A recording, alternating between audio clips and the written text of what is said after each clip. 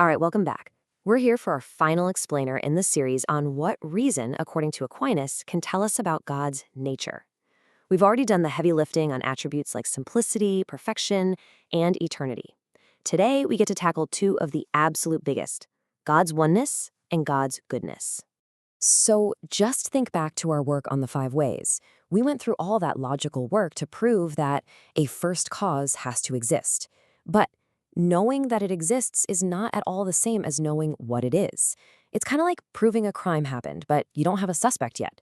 So now we're the detectives. Our job is to build the profile. What attributes must this first cause logically, necessarily have? So here's our game plan. First, we'll formalize this move from existence to essence. Then, we're going to logically take apart the whole idea of polytheism. After that, we'll build a really solid philosophical definition of goodness, apply that to God, and then, we have to tackle the massive objection of evil. So let's jump right in. Okay, this is a really crucial shift we're making here. We're moving from proving that something exists to analyzing what it is, what its essence is. And I want to be clear, this isn't guesswork. It's not a leap of faith. It is a careful, deductive process. Now, for those of you who sometimes struggle to see this as a scientific process, just remember, both physical science and metaphysics work this way. First, you establish that something exists, then you deduce its properties. You see, once you've proven that something is real, you can start inferring its necessary properties based on the very logic that got you there in the first place. We know a first cause exists, so what attributes must it have given everything we already know? It's all about pure rational deduction, using our last conclusion as the premise for the next logical step. So first things first, this first cause we've been talking about, is it singular or could there be more than one? Could we be talking about a committee of prime movers? Well, Aquinas argues, and very forcefully, that polytheism isn't just unlikely, it's rationally impossible. And of course, he doesn't just say it's impossible. He builds this airtight logical case. He's going to attack the idea of multiple gods from 3 completely different angles, and he'll use principles we've already established, God's simplicity, his perfection, and the very order we see in the universe itself. Let's take them one by one. Okay, remember our whole discussion on God's absolute simplicity? This is where that really pays off. See, for anything else in the universe, it's what it is, its essence, is separate from that it is, its existence. But for God, his very nature is to exist. He isn't just one example of the category God. He is the category. And because of that, his nature can't be duplicated in another being, any more than you can have 2 different things that are both the number 2. It's a singular, unique identity.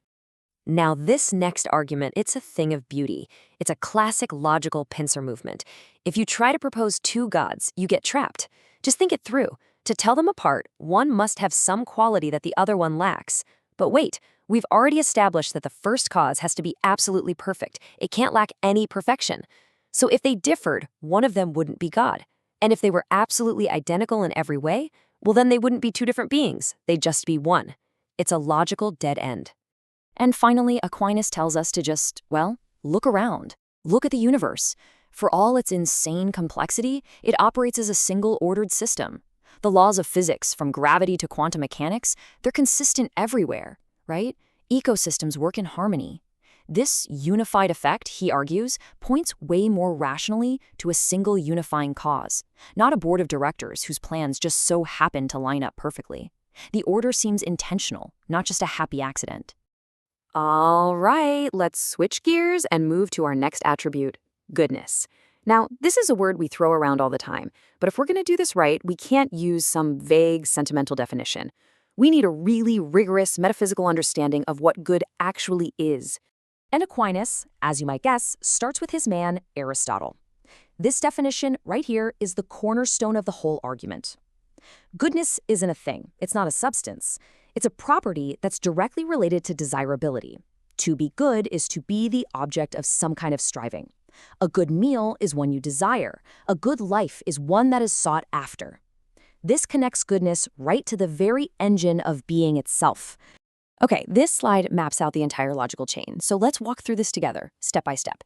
It all starts with Aristotle's idea that good is what we desire. Okay, but why do we desire anything? Aquinas says we desire our own perfection, our own completion. A little sapling desires to become a full tree. We desire knowledge to perfect our minds. So, what's perfection? Well, it's the move from potential to full actuality. Something is more perfect the more it has realized its potential. And what's the ultimate state of actuality, where there's zero unfulfilled potential left? That is just pure being itself. So the chain clicks into place. Desire aims at perfection, perfection is actuality, and ultimate actuality is being. Therefore, to be good and to be are fundamentally deeply connected.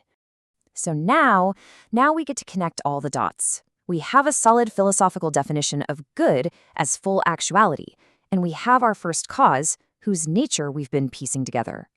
So here it is, the crucial point. We've already established that God has to be pure actuality. No potential, no becoming, just pure, unrestricted being.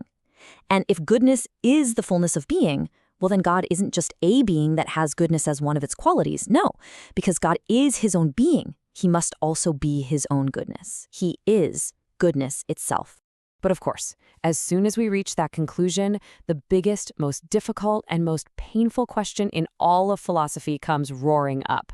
If the first cause of absolutely everything is supreme goodness, then why is the world so obviously and painfully full of evil, suffering, and decay? Aquinas' answer here is profound, and honestly, it's often misunderstood. He argues that evil is not a thing. It's not some dark force or a substance that's competing with good. Evil, he says, is a privation. It's a lack, an absence of a good that should be there. And Aquinas is building on a long tradition here. St. Augustine put this beautifully centuries earlier. A disease isn't a thing on its own. It's the absence of health. A hole in your sweater isn't made of whole stuff.